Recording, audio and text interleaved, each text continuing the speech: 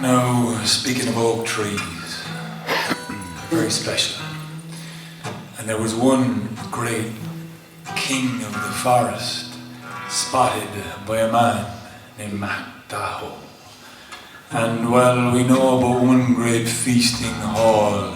Our Macha was brilliant and tall and could be seen by all the hills around it, a great vantage point for the men of Ulster.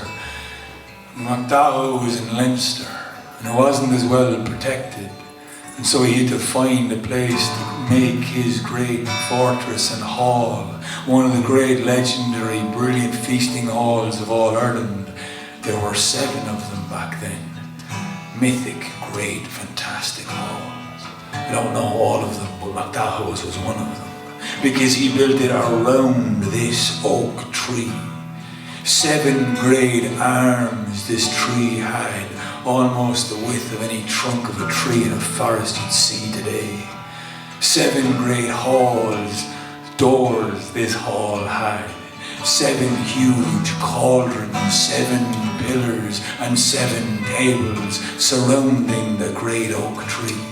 And Macdaho was the finest man for hospitality, because he liked greeting and meeting and having a great festival time. And the reason people came in peace to his land and his hall was because of his great hound, Alva. This huge ferocious hound had to be chained, where 7 men would have to hold it back. If ever it was least, it would rip right through any battle, a battalion coming down to try and take the land. For the fact that Alva was in Leinster, it kept the border secured all the way around. And Macdaho was very happy to have this hound. And he was planning to use a great excuse to fatten up a great pig. So great and vast this pig was, he planned on using 7 oxen to garnish it.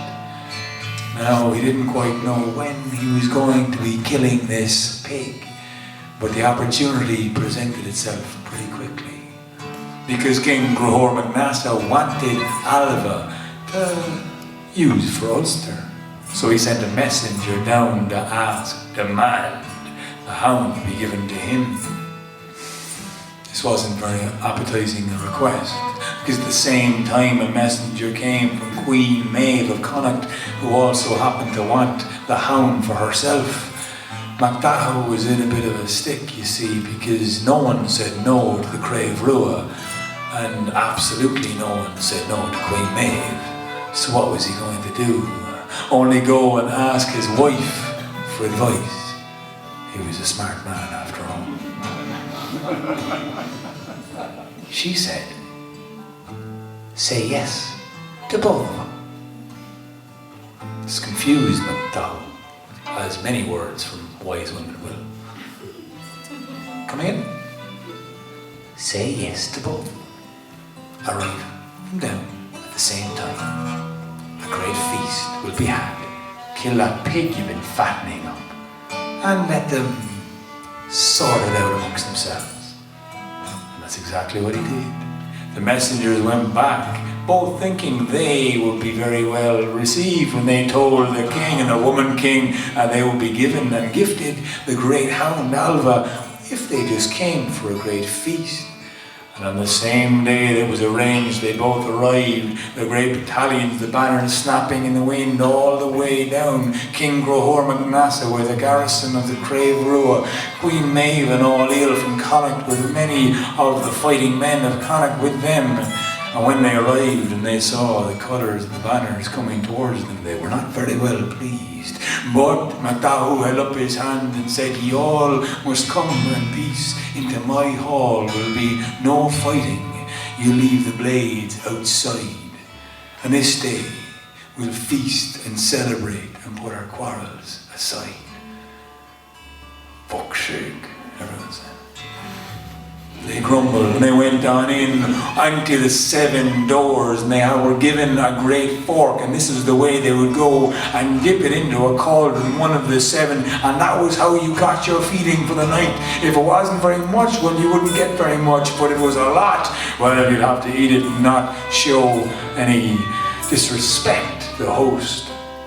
Now, can you imagine 150 men on either side of the hall with a great oak tree in the middle, feuds for decades between them? They wanted to rip each other apart.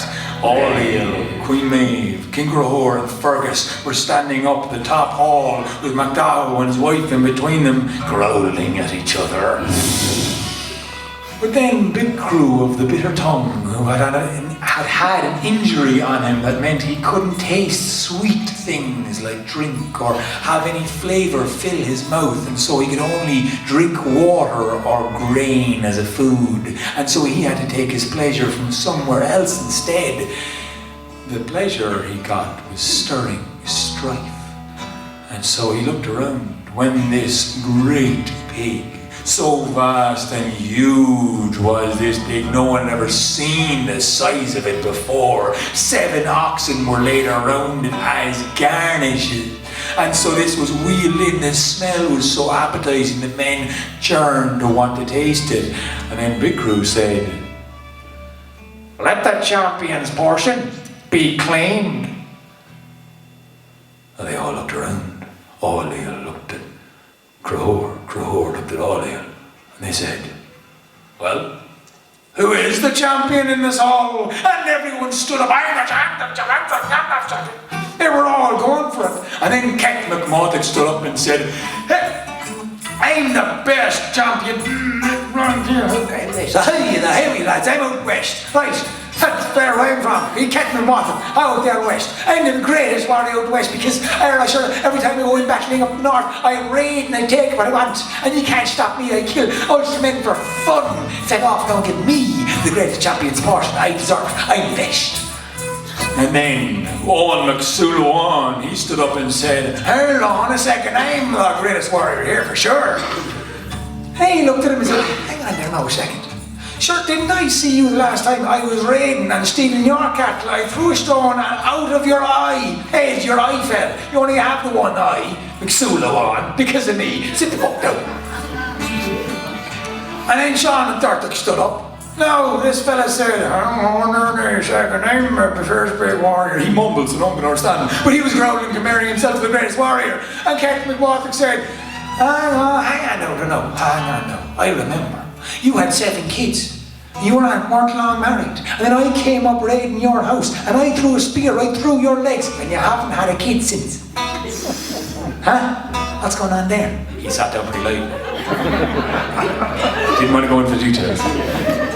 But then the door swung open, and a man stood towering in the hallway with a great grizzly beard forked in 2, fizzy hair, so fizzy that when you turned a barrel over his head with berries all in it, the berries wouldn't hit the floor because they get stuck in his head. Every single one of them. Proper fucking hair, like epic proportions.